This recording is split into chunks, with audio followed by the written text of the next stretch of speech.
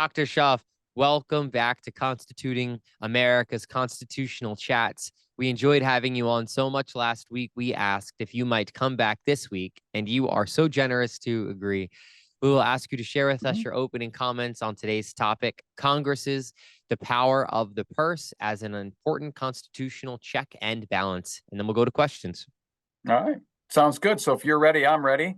Kind of like last week, I'm going to try to keep this a little bit brief because the discussion is probably more interesting than anything I have to say. But in order to have a discussion, we have to have something to discuss. So let's talk a little bit about power of the purse. Think about it this way. In Federalist 78, Alexander Hamilton, he's talking about the courts specifically in that Federalist paper, and he wants to distinguish the power of the judiciary from that of the executive and the legislature. So he says that the executive has the power of the sword, and the legislature has the power of the purse, which is our subject for the day, this power of the purse. So his point is that the court has neither of those, therefore can't be a significant threat to our rights, but that's beside the point for our purposes. I want to focus on the distinction between the power of the sword and the power of the purse. So on the face of it, I think we'd all agree if there's a fight and on one side is someone with the sword and on the other side is someone with the purse, I think we put our money on the guy with the sword. I know if I go into a fight and my choices are sword and purse, I go with the sword. So what is this purse thing, right? But the power of the purse really is a significant power. It essentially means the power over money, both taxing and spending. And so Congress has the power to set the terms of how we raise money, right? That's taxes. So just think of how significant taxes are in our public debate and in our own lives, right? And all federal tax policy is initiated by Congress. And we've got a federal government today that spends roughly $6.75 trillion a year. Congress has to approve that. So for example, Article 1, Section 8, where almost all the powers of Congress are laid out, we have the power to lay and collect taxes and also to spend for the general welfare. So generic power to raise money and spend money. There's also the power there to borrow money. So if you've ever wondered, at least constitutionally, how do you end up with $37 trillion of debt? It's right there in Article 1, Section 8. Congress has the power to borrow money, as well as then they also have the power to coin money, right? They also, in that article and section number, have the power to raise and support armies, right? So that support implies funding, so spending money on the military. Now, Article 1, Section 9, if Article 1, Section 8 gives powers to Congress, Article 1, Section 9 denies power to Congress. But here there's sort of a power granted, but in a negative way in Article 1, Section 9, in that it says, no money shall be drawn from the Treasury, but in consequence of appropriations made by law. In other words, if any money is to be spent out of the Treasury, it has to have been appropriated by Congress, right?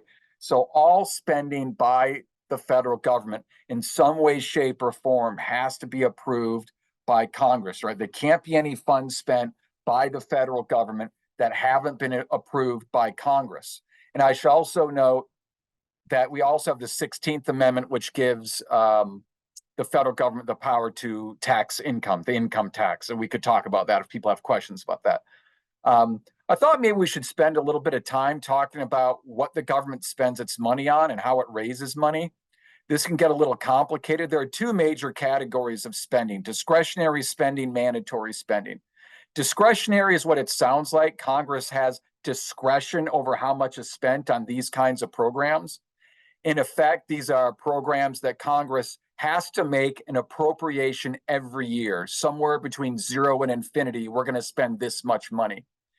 And we normally divide discretionary spending into two further categories: defense spending and then what we call non-defense discretionary, because defense spending is so big, it sort of gets its own category of discretionary. It's about 15% of all federal spending is on defense. Then non-defense discretionary, which includes a lot of stuff, but it'd be things like roads, the State Department, federal law enforcement, national parks, NASA, these sorts of things. That's about another 15% of all federal spending. So all in all, about 30% of federal spending is discretionary. Congress has to make an active decision every single year. So you might be thinking, wait a minute, does that mean that 70% of all federal spending is non-discretionary?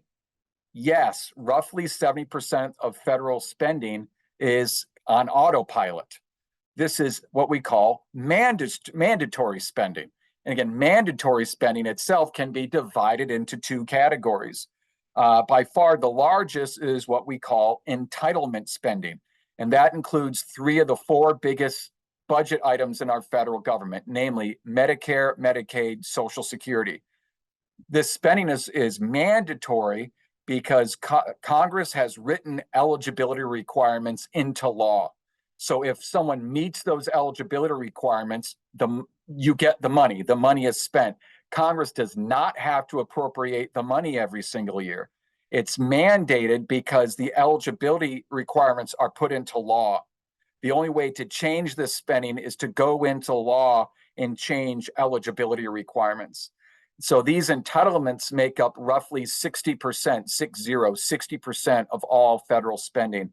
Then the last part of federal spending, and then the second of the two mandatory spending categories is interest on the debt. You might think of this as like the monthly payment you have to pay on a credit card or your monthly mortgage on your house, that sort of thing. So the federal government has to make the payment on the debt or it defaults on its debt, which is really, really bad. And these days, of course, the combination of large debt plus higher interest rates is driving up this part of the federal budget. Real quick, let's talk a little bit about where federal government gets its money, taxation. Four basic sources of revenue for the federal government. We have the individual income tax, which you and I have to pay by April the 15th every year. That's roughly half of all federal income. Revenue comes from the income tax. About another third comes from the Social Security tax, but of course, that's supposed to go right into Social Security, right? It's earmarked for Social Security. About another 10, 12% is from the corporate income tax. Then we have another small percentage that comes from excise taxes, which is taxes on like gas and tobacco. And there's also then, of course, there's tariffs and duties, which make up a small amount. Last thing, and then we'll take questions. I see I'm almost out of time here. I want to say a little bit about how spending can influence executive branch activity. In specific, I want to talk about the executive's power of the sword, what we call the war power. So I don't want to get sidetracked on the war power because it's not our subject for the day. But suffice it to say, in a post-World War II era, presidents have frequently engaged in war activity, exercising that power of the sword with minimal or no congressional involvement. Think of recent attacks by the United States on Iranian nuclear facilities, which President Trump did without any congressional authorization. For now, my point here is that one way Congress can control presidential war making is through the power of the purse. That's essentially how the United States got out of Vietnam. Congress has slowly defunded it over a number of years so that by 1975, the Ford administration couldn't legally spend money waging war in Vietnam. Same thing a few years ago in 2013, Barack Obama was talking about missile strikes on Syria, and Congress basically let him know, if you do this, we're not going to fund it, and he backed down. Then I'm going to mention one more thing, and then we can go to questions. What we've seen over the last few years is the potential conflict between the president and Congress regarding spending. So think of President Trump in his first term tried to spend money appropriated for other matters on building the wall on the southern border. And there was a big question whether the president can spend money meant for something else, right, on the wall. Or think of Joe Biden and the student loan forgiveness program. That was done without any congressional involvement. And that's what got him in trouble with the Supreme Court. He was proposing canceling debt amounting to hundreds of millions of dollars, which in effect is spending money because it costs revenue. It costs money. So it's a spending matter. And so the court said Biden couldn't do this. And he didn't, he sort of defied that later on, but in a much smaller way. And these days we have President Trump talking about not using money that's been appropriated for certain activities. Think about him essentially closing down the United States Agency for International Development or cutting back on certain federal grants as an example of that. So I've gone longer than I thought. Whoops. So I'm going to stop there and take questions. All right. Thank you for that springboard. We can get into this topic, which is huge. We'll go right to our founder, Janine Turner. Hello, everybody. Sorry, I'm not able to be on camera today, but I'm here, Janine Turner.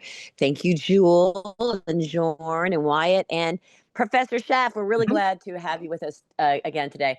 So that was a lot. Yes. Yep. It was more than I thought it was. So, oh well. No, but it was great. It was great. Yep. And I like to be mindful that we have students on, and I always harken back to, my dad was a West Pointer. He was in the Air Force. I was raised around politics, love of country, but I was also an actress, right? So a lot of my time was spent in the arts. And when I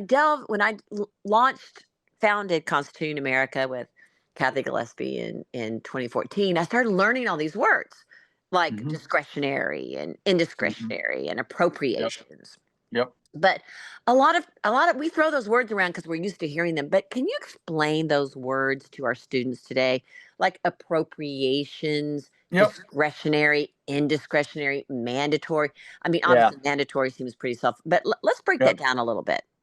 Right. Well, it sounds like we've got three terms there: appropriation, discretionary, and mandatory.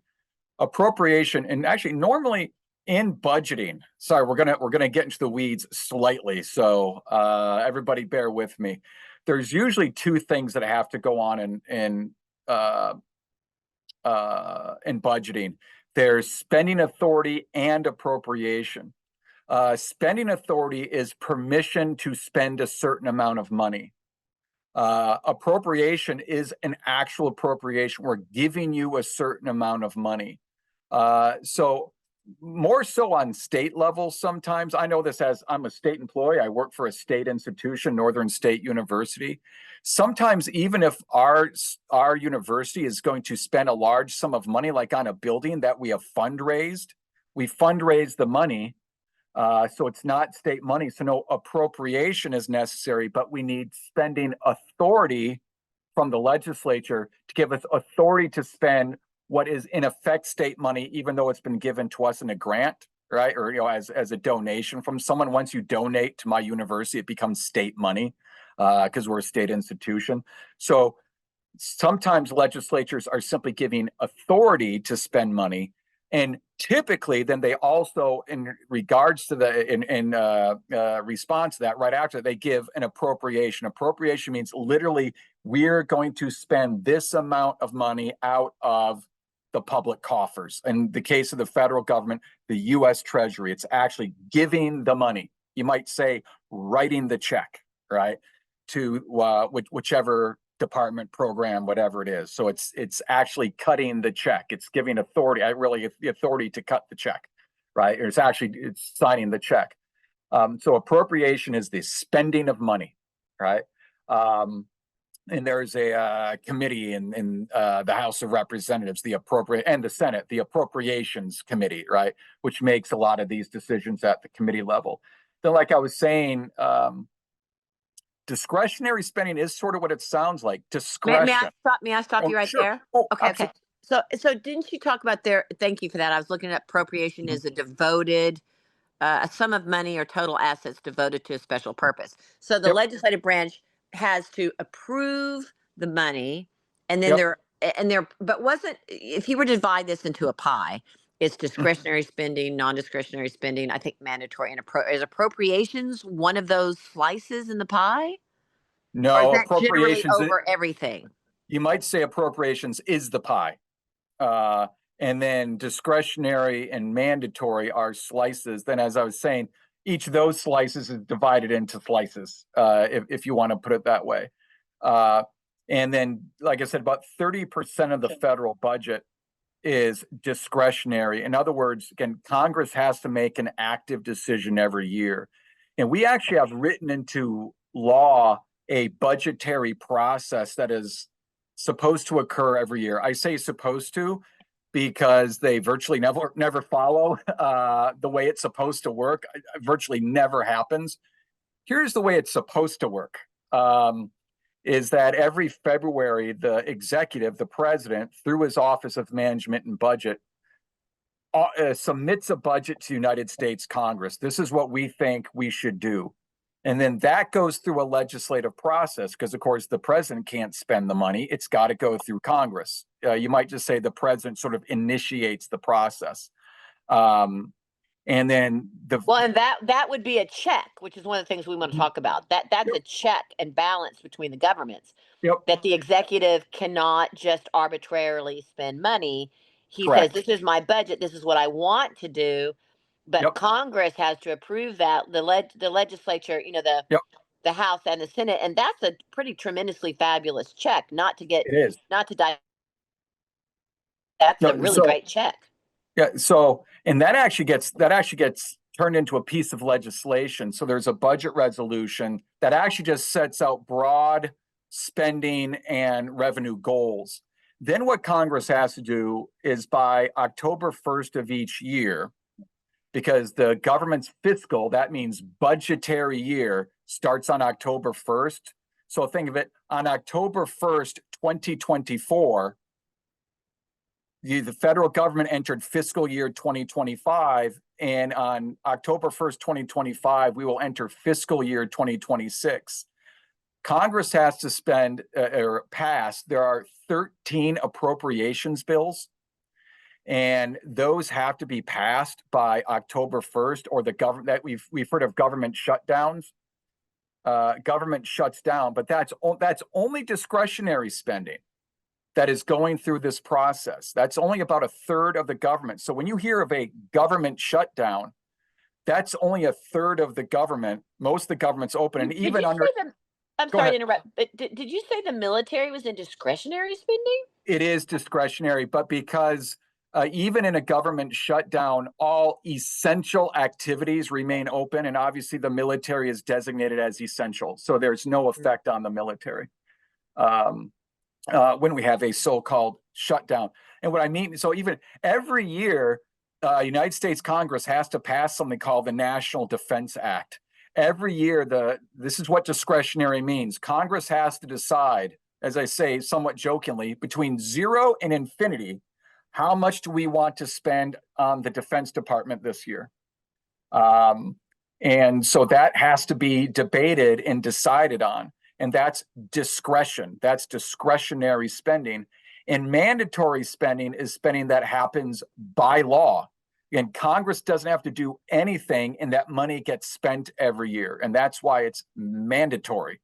Because, like, especially for entitlements, those eligibility requirements. I mean, let's take an example: Medicare. With leaving some details aside, basically, you reach 65, you are eligible for Medicare. So everybody who reaches 65 is by law eligible for the program, and you just get the program, and the Medicare program spends what needs to be spent to take care of all the necessities for everybody who is a member who is eligible for the program. And that's if Congress does nothing. Professor, go ahead. I just have like a minute and 38 seconds left. Sure. So you kind of cut out for me, unfortunately, when we were talking about appropriations. But Congress, when they pass appropriations, that's for all the pie. They're talking, the appropriations are for discretionary, non-discretionary. Did you say there was is it just discretionary and non-discretionary? You cut out when you were, what's in the pie? Or is there mandatory? Yeah, mandatory is non-discretionary. In other words, Congress does not have all the Social Security and things like that. Social Security, Medicare, and then Medicaid. Part of that mandatory. Sorry, I don't mean to step on you. A part of that mandatory was also the interest on our debt. Correct. Yep. So I find this a fascinating check that that the president has put forth a budget and that Congress has, the purse. Um, i- can we just briefly in the next 1 minute talk Mhm. about the interest on the debt, Mm. because and Yep. from whom we are borrowing, Yep. and do other countries borrow from us? Imagine they do, since we're one of the richest countries in the world. But we're borrowing from China Yeah. and Japan, and talk about that interest for just a minute, so I don't impede on Yeah. my fellow co-host time. Yep. So there's lots of ways the government borrows money. Think of even something like maybe as a kid, your grandpa for your birthday gave you a savings bond. Uh, that is debt. Treasury bonds, these sorts of things, right? So bonding is a typical way in which governments borrow money. Is you're basically saying to someone who buys a government bond, like a federal treasury bond, you give us $100, and we promise that if you hold on to that for X number of years, we'll give you $120 back. So that means the federal government gets $100 now, but now it owes 120. So we just went $20 into debt. So that's And they how have it's. to pay those bonds back. Those are like Yes. Yeah. triple That's. refunded, Yep. guaranteed bonds that Yeah. the average Obviously. Yeah. American can Yep. buy. And Like that's what I mean. I'm investing in the country. Yep. And Mhm. so that's what I mean by it's mandatory spending, is that the government is legally required to pay that back. It can't not pay it back, or again, if you didn't, that's defaulting on your debt, and that's a disaster if that happens. And so it's true now. A lot of this debt we owe to ourselves, so to speak. But yeah, there's nothing that stops foreign governments from investing in the United States government, which in some sense, financially makes sense because they consider the United States government to be a good bet. That we pay our bills essentially. But don't we have a lot of loans from like China and Japan and other countries that we have to pay back Yeah, when yes. Yeah, yearly I think interest? some of that is exaggerated. But again, a lot of the way that we're doing this is that these foreign governments are buying United States kind of treasury assets Interesting. that Okay. we're going to So when you pay talk them. about paying it back, it's through treasury bonds. Okay. All right. And then we're obviously we pay that back with a kind of interest to Right. it. That's the incentive Interesting. to invest in these sort of I guess you'd call them financial instruments. So they're buying our bonds as well. Yep. Yep. Yeah. Okay. Well, I'm going to pass because I could talk to you forever, and I have to be Yep. a judicious host here. Hmm. Okay. Thank you. Very interesting. Thank you so much. You bet. Wonderful check. What a wonderful check our Yep. founders thought Yep. about, which was to make sure that the executive didn't have all the power of the money. Which, if you look at dictators, if you look at kings and queens in the olden days, they had all the Yep. purse. So our founders were pretty bright people. So thank you, Jewel. Passing to you. All right. Thanks so much, Janine. And thank you, Professor Schaff, again, with this massive topic that we've got going on here. So, first of all, quick question. Hmm. Why is it why is the mandatory non-discretionary spending legally imperative? Why does Congress not have the ability to change those, or how would they change that that Well, mandatory section? they do, but it's difficult. Again, let's take a program. It's a good example of this, and it's highly relevant. Social Security, because Social Security, we worry about its solvency. For example, because it's scheduled. I forget. It's like 2033. In fact, I know it's 2033 because it's the earliest I'm eligible for Social Security is when it's supposed to go completely belly up. So that makes me feel confident. Um, uh, so why is that? There are lots of reasons, but the spending on Social Security, the eligibility for Social Security is written into law. Now there's lots of different ways, or there's a handful of ways that you can get Social Security. The way we're typically thinking about Social Security is as a retirement benefit, as a pension. Again, there's like disability and survivors benefits, but typically we're thinking about the kind of the retirement pension side of Social Security. Well, essentially, Social Security is a contract that you pay into it over the course of your life when you're working, and your Social Security tax. Then, like I said, I become eligible, me personally, become eligible for Social Security when I turn 62. It's the earliest I can draw from it, and that is in 2033. So that means that is written into statute. It's written into law. And then, of course, the longer I wait, the higher my benefit goes until I turn 70. That's true. Certainly of everybody my age, people like your age, Jewel, it might be slightly different because it's adjusted for different generations, essentially. But that means if I turn 62 and I fill out the paperwork, Social Security Administration has to give me the money. I meet the eligibility requirements, right? And so the only way to change, if we say, oh, Social Security is going bankrupt, we have to change the eligibility requirements, right? Or we have to save money. The only way to do that is to change the eligibility requirements. And that sounds easy, but it's politically extremely difficult to do that, because essentially what you'd have to do is make it harder for people. There's only two things that happen. You either have to increase the Social Security tax or kind of tighten the eligibility requirements to make it harder for people to get eligible. Mostly raise the retirement age is the obvious example of that, is raise retirement age. And nobody likes either of those options. So it becomes politically difficult. But otherwise, like I said, all of the entitlement programs, the eligibility for those programs, which is usually one of two things, it's either age or income, are written into law. And the only way to lower that amount of spending is to change those requirements, which is often politically very difficult to do. Yeah, so basically the Congress can't violate the laws that already were passed unless they change those laws directly. Yeah, so when Congress creates Medicare in 1965, they wrote up eligibility requirements. So those have been adjusted slightly over time, and for reasons that really aren't worth our discussion right now. And then says, who's ever eligible, you get the money. And so at that point, Congress doesn't have to do anything to spend Medicare money. They've kind of written the spending into perpetual law.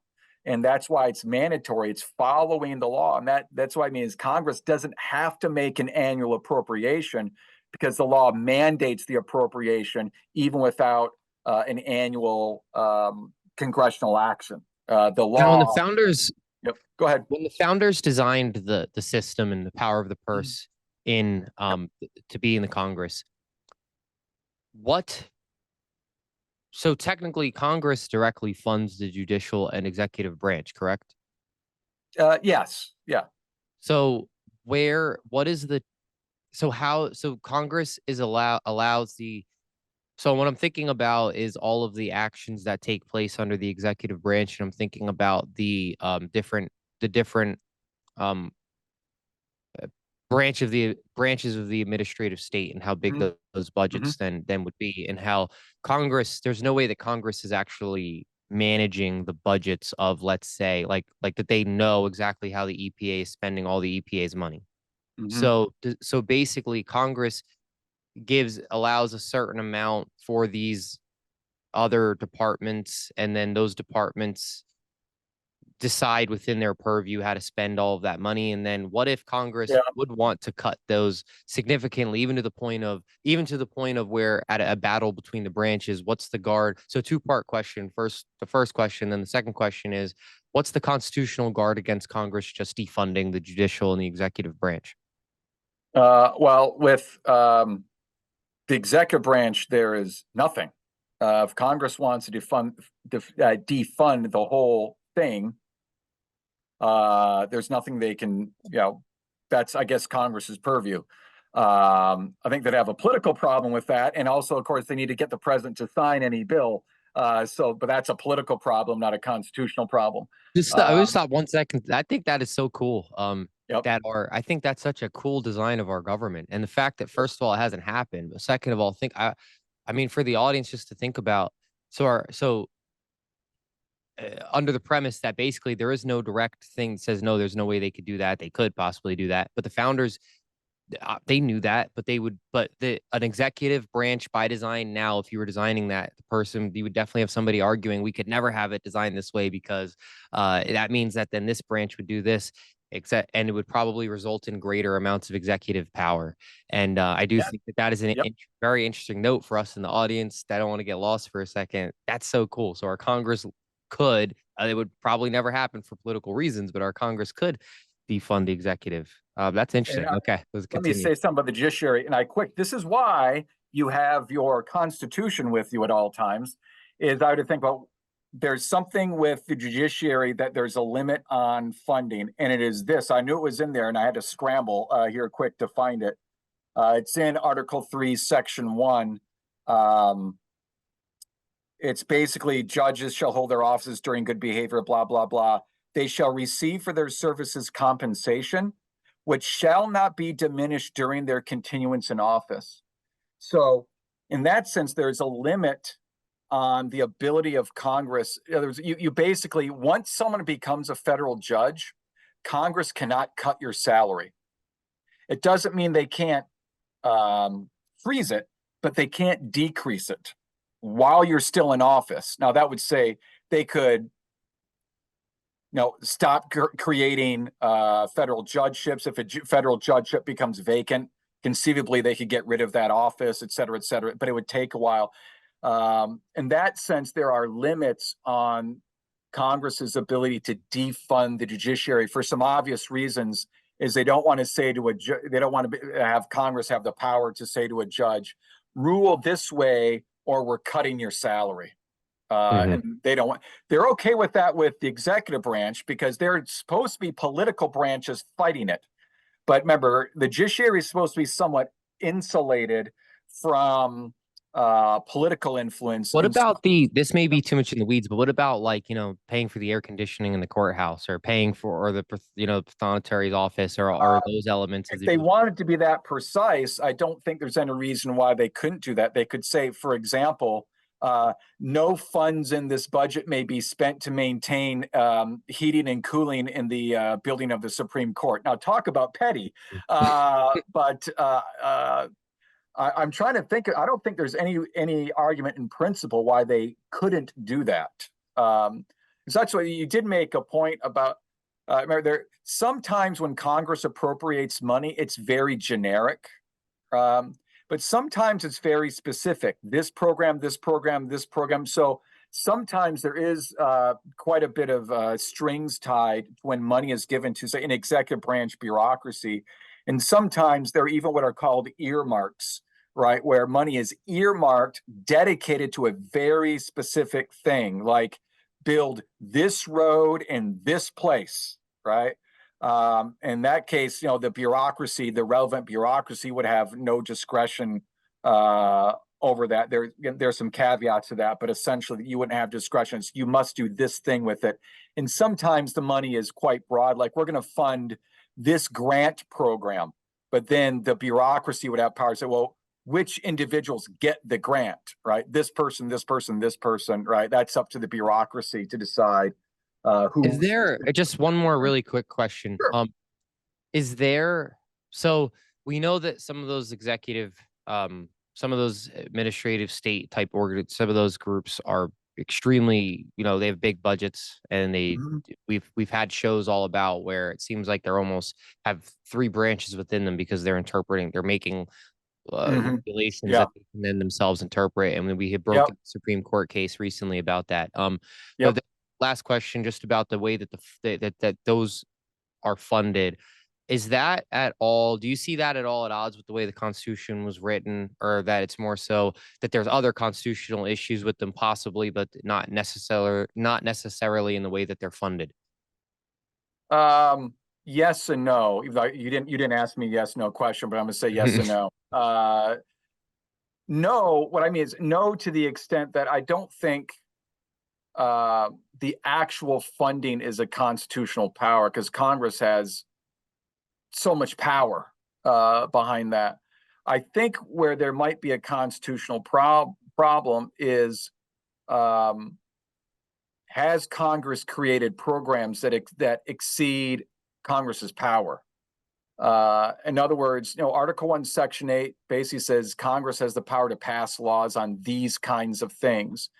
Does Congress pass laws? Do they create bureaucracies, for example, that lay outside of the powers granted to it Yes. in the Constitution? So in that sense, the question isn't how is the Congress funding them, but should the program exist in the first place, if that makes sense. Yeah, it does. Thank you very much. I got to pick your brain on those questions. Really, I questions and passing to the great future history teacher Wyatt Hensley.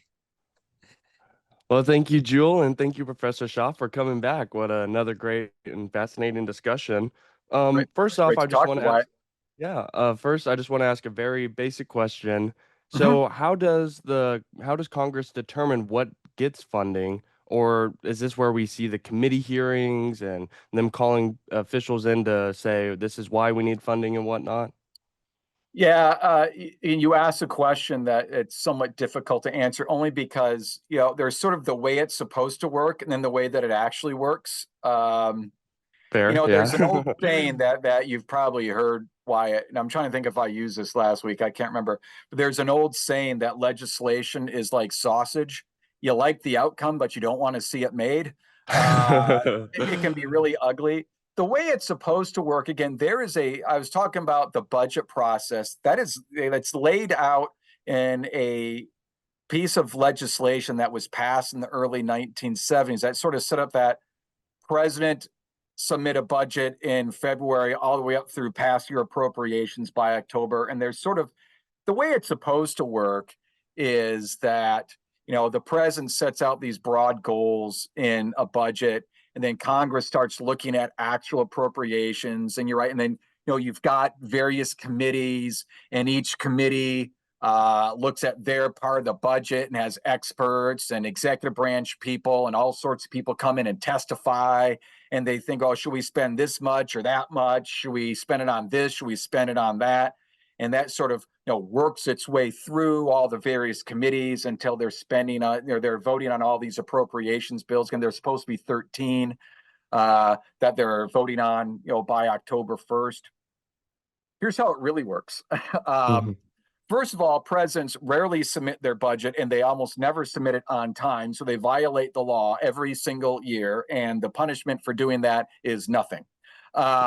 And then Congress never gets its appropriations done by October 1st of each year, which is why a good percentage of the time we are operating under what's called a continuing resolution. We don't have our work done, but if we don't do anything, the government shuts down, or at least part of the government shuts down. And so a continuing resolution just says we are going to continue spending based on last year's appropriations at that level, right, until we come to a decision. So think about just, was it 2-3 weeks ago? Well, it was right after, it was July 5th, because it was President Trump. I'm trying to think if he signed the big, beautiful bill on the 4th or if it was the next day on the 5th. It was the 4th, yeah. Yeah. So think about that, the one big, beautiful bill, which I've seen described as the OBBB. And that's what's called, the way this typically happens is Congress doesn't get any of its work done. They are mad desperate because it's a mess. And so they usually end up passing what's called an omnibus spending bill. Omnibus, sort of what it sounds, omni, all encompassing. So what they do is, again, it's not all, because mandatory is sort of, when we're talking about all this stuff, we're really only talking about a third of the federal budget. That discretionary spending is all that's we're really talking about with this stuff. But the way they generally work is they take all the discretionary spending, or maybe a good chunk of it, and pass it in one big ugly bill that has probably not really gone through committees. It is an ugly horse trading deal done by congressional leaders behind closed doors. And it's a big, ugly process. And so you're given a bill that might be, 2,000 pages, and you've got, we're going to vote on this in 36 hours. Good luck reading all that stuff, which they can't do. And so that's why so many times they end up voting on stuff. Then only later you find out, well, what was in that thing again? because no one's paying attention. So someone sneaks something in there, or there's some payoff from leadership to a particular member, to get a yes vote. And so the actual process is even uglier than what the legal process is supposed to be. So that was a bit of a mess of an answer. That's because it's a mess of a process. Certainly the way it works out in practice tends to be quite ugly.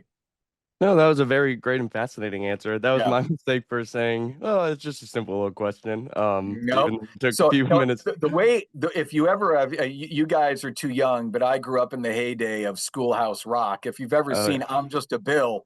Oh yeah, right? They still show that. That is so idealized. If only that's the way legislation actually works. It's kind of like the textbook way legislation works, and then there's the way it works in practice, which is a lot more complicated than that. Yeah, well, very fascinating. Another question that I had, so you were talking about how it's supposed to work and how the president is supposed to propose this or budget or set out a list of goals.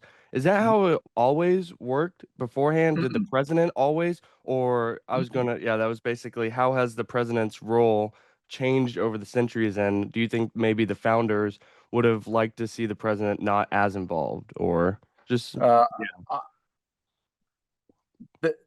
The last question you asked there, that's got me thinking. I'm going to think about that, because my initial reaction was, I don't think they'd want the president this involved. Though I'm not 100% sure of that. I think there'd probably be a little bit of disagreement from the founders, but I think the general answer is they wouldn't like it with the president this involved. But that's a good question. Now, the way the federal budget worked until about 1920 is there was no federal budget. Think about what budgeting means. Wyatt, I hope you budget. I hope everybody watching this budget. Normally what that means for most of us, because our bills tend to be on a monthly basis. So you figure out, coming up here in August, my income is going to be this. Based on my income, here are my spending priorities, and so I budget. Now I absolutely have to pay my rent. I got to eat. I got a car payment, right? And then you work your way down. If you got any money left over, okay, here's my, video games and pizza money. And so you budget, right? Based on my income, what are my priorities? The federal government didn't really do much of that. It's basically money came in as it came in, and it went out as it went out. Right? They weren't doing a lot of year-to-year planning. Now, by the time you get to the early 20th century, government again is big enough, complicated enough that they realize we can't go on like this. We have to create a process. And so the first budget process was created. Now, I want to say it's in 1920. It's 20 or 21, because it must have been 21, because I got to do math in my head. Well, it was McKinley administration, so it's 20 or 21. And they create something called the Bureau of the Budget, which I like to call the Bob, the Bureau of the Budget. So in the executive branch, there becomes this bureaucracy, part of the White House staff, that there becomes their job to create, okay, our job is to look at all the bureaus, departments, what have you, the executive branch, and every year say, okay, what do we want to spend next year? What do we need? Put that together and offer that to Congress. Again, that gets altered in the early 1970s, and the Bob becomes the OMB, the Office of Management and Budget, changes their name, and that's when you get the modern budgetary process. The whole February to October thing occurs in the early 1970s, and it's basically stayed that way with some minor exceptions. It's basically stayed that way for the last 50 odd years, a little over 50 years, it's stayed that way. And so, but it's really only been slightly over 100 years that you could say the federal government has really, intentionally budgeted, saying this coming year, we plan on taking in this much money, and based on that, we're going to spend on these things. These are our priorities. I always tell my students, that's all budgeting is based on your expected revenue. What are your priorities? And you and I do it that way, and that's the way governments are supposed to do it that way. Most state and local governments actually do operate that way. The federal government, that's a different question. Yeah, that did not realize that it's pretty new for Yeah. the government, the federal government to Yep, relatively. Yep. yeah.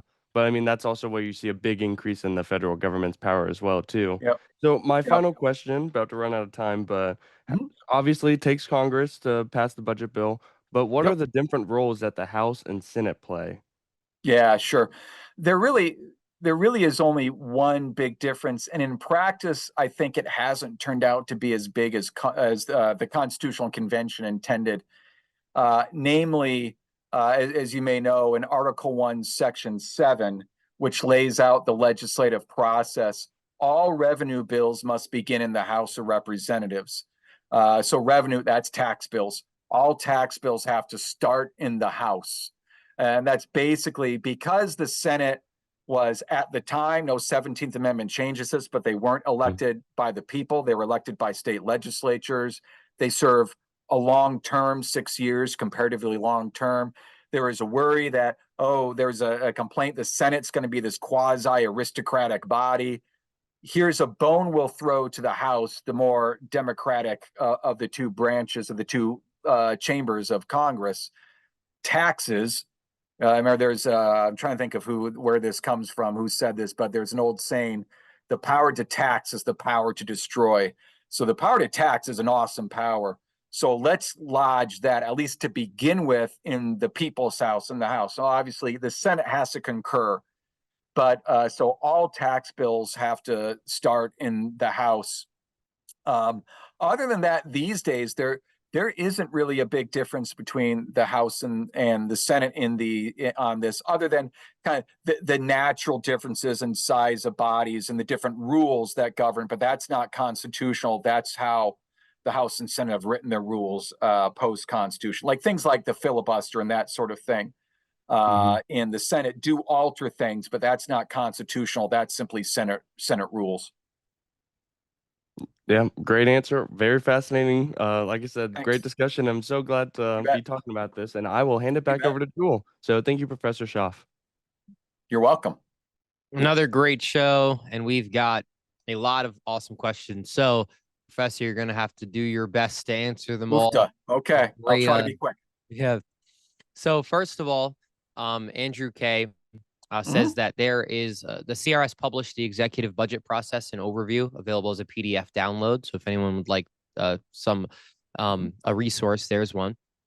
And his question is, granted that the president cannot spend monies that Congress has not allocated, but must the president spend the money that Congress does appropriate? And to what degree does the Congress impose on the executive authority of the president by insisting that the money must be spent on a particular executive activity? That's what I actually thought where we're going to spend a lot of time. Because that's what's in the air today. And this is highly controversial. So I hope you don't think I'm just ducking or punting, but this is going to end up in the courts because the Trump administration is really challenging some of this. There is a question about must the executive branch spend every dime that the Congress allocates? And the answer is yes or no. I think the general answer would be yes, but with a couple of caveats. There is something called impoundment, where the executive impounds funds and says, we're not going to spend this. And there's some legislation. This is in the news these days. People can probably find this in news reports. But in the early 1970s, in the Nixon administration, because Nixon was refusing to spend certain monies allocated by Congress, Congress passed a law that put some restrictions on the president's ability to do this and actually passed it over Richard Nixon's veto. I think here's what I would say.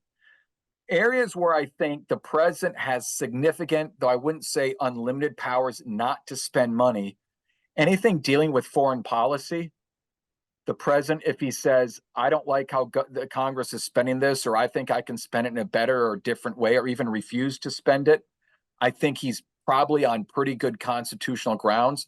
Sometimes I think in cases of efficiency, if you've allocated $50 billion for this, but we can do it in $40 billion, we're going to spend the 40 billion and save $10 billion. I think if there's a legitimate argument for efficiency, the executive has some good grounds of not spending money appropriated by Congress. Where the rubber hits the road and where sometimes the Trump administration is, I think, going to run into some legal problems is simple policy difference. Congress appropriated money on this, but we don't like that policy, so we're not going to do it. I'm not sure that the president is in a very strong constitutional position there. And we'll see this. All this is going to be adjudicated. So my educated guess, if something like that gets into the courts, the president's going to lose. That I just don't like this policy, therefore I'm not going to spend the money. I think he's likely to lose on that. All right, we'll keep going.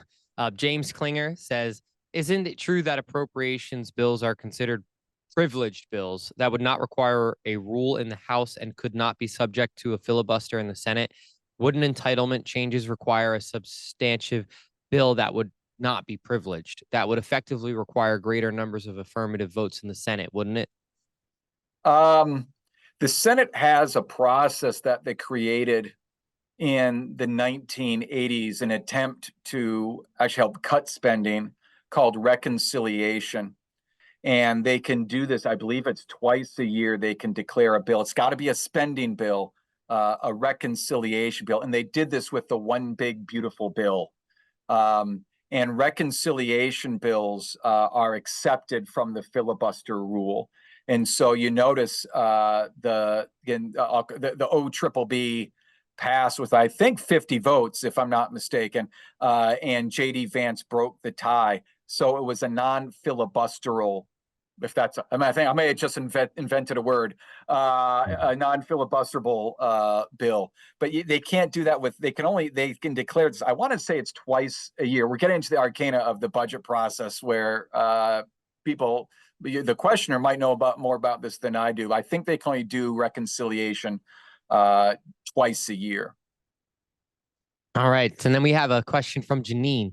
I want to make sure that we get in Janine's question here as well amidst these audience questions. So Janine, when you're ready to ask yours.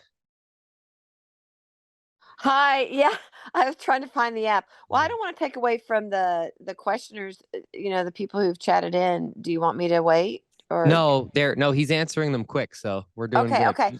You, Professor, you had just made a comment in regard to kind of getting a bill passed that sometimes a congressman has to be paid off, so to speak. And I know you didn't. I wanted to just clarify that for the students. You didn't mean literally like one congressman or senator gives cash to another senator. I think that's illegal. Yeah. So I just want to clarify that because I think it could be taken the wrong way.